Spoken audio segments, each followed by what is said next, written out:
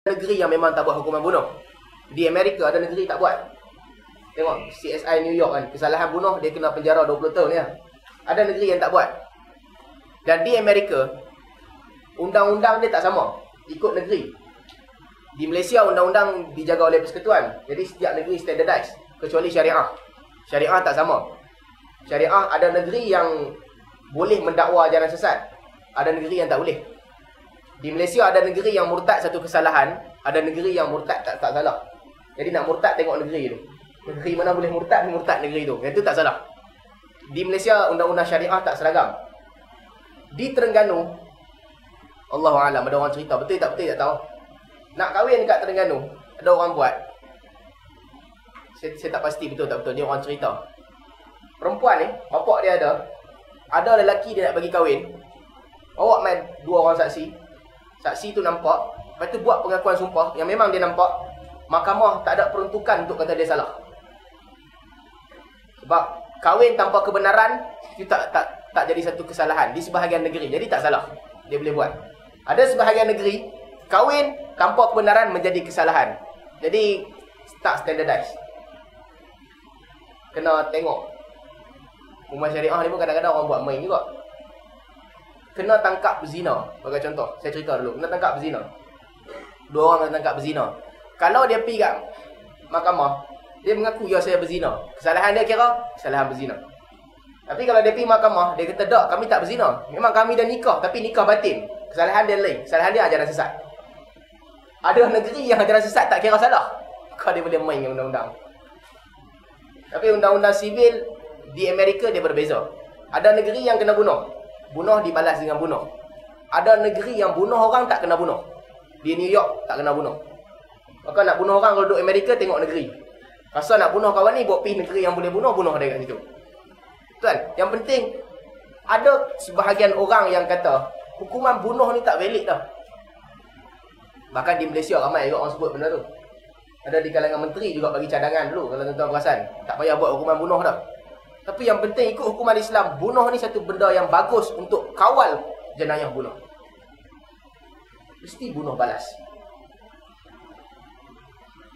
Zaman Umar Al-Khattab, ramai orang bunuh seorang.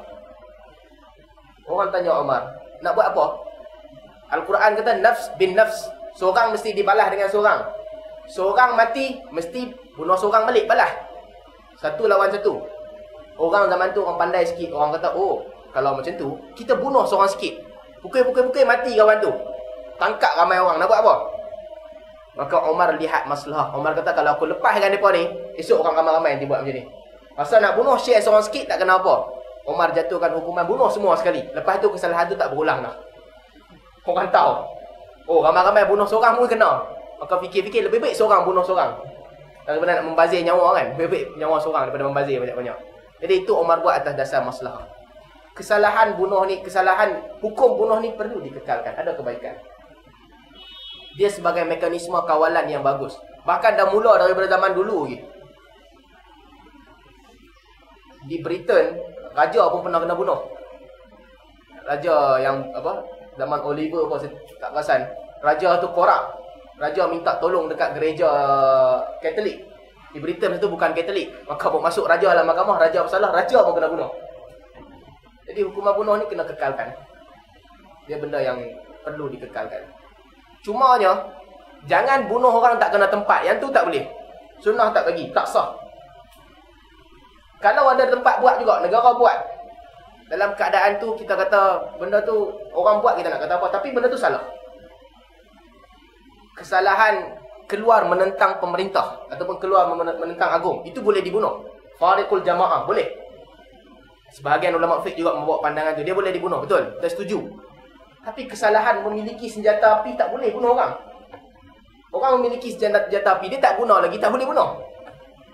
Tunggu dia guna dulu kalau nak bunuh. Sebab tu Imam Syafi'i kata, ra'aitu thalath a'jabul ajaib. Syafi'i kata, aku tengok 3 benda yang pelik aku tak pernah tengok. Yang pertama, rajulun yaktub bishimalihi fayasbiqu ma yaktub biyaminihi. Aku pelik melihat seorang lelaki yang dia tulis dengan tangan kiri lagi laju daripada orang tulis dengan tangan kanan. Pelik.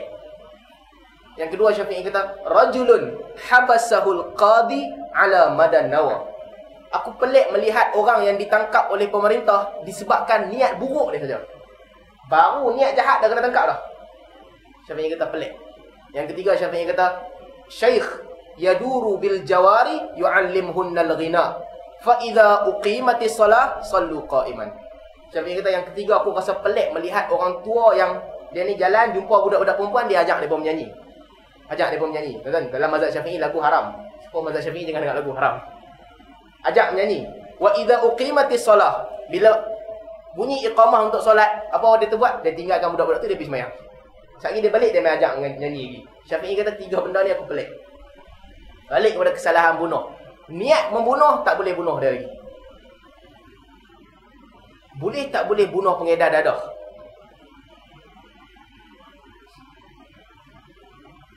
Perlembagaan persekutuan tak boleh disentuh kan? Sentuh satu kesalahan.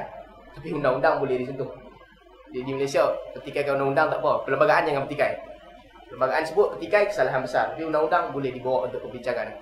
Tuan, wallahu a'lam. Bunuh pengedar dadah ni tidak bersesuaian dengan syariah. Dia tak boleh.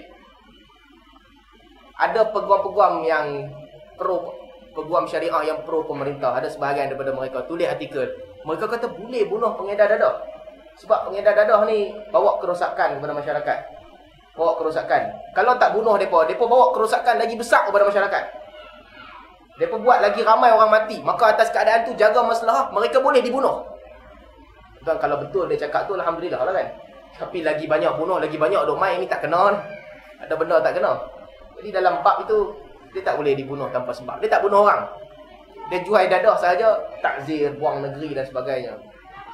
Kecuali kalau benda tu betul-betul bunuh dia tutup fitnah. Selesai fitnah bila bunuh dia. Dalam keadaan tu sebahagian ulama fiqh kata boleh bunuh. Dia seorang je tokan dadah. Bunuh dia orang tak isap dadah dah. Dalam keadaan tu wallahu a'lam mungkin boleh. Tapi yang ni duk bunuh driver bawa dadah, driver bawa lori. Tukang jual yang besar-besar tak bunuh. Ini ada masalah pada hukuman tu. Sambung cerita ni. Yang ketiga, kategori ketiga.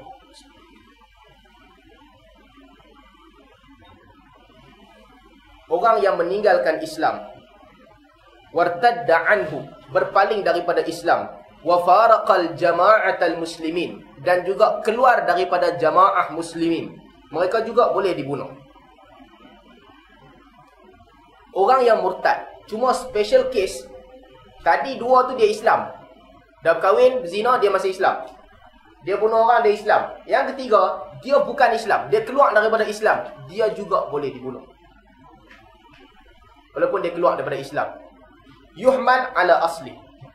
Tuan, apa hikmah boleh bunuh orang kafir? Orang yang keluar daripada agama. Sedangkan Allah sebut dalam Al-Quran, la ikraha fid din, qad tabayyana ar-rusydu minal ghayy. Tidak ada paksaan dalam agama.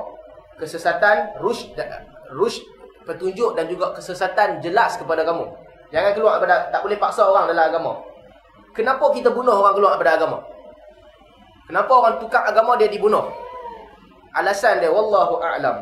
Sebab dia dibunuh adalah sebab dia menimbulkan kehinaan kepada Islam. Sukhriyah.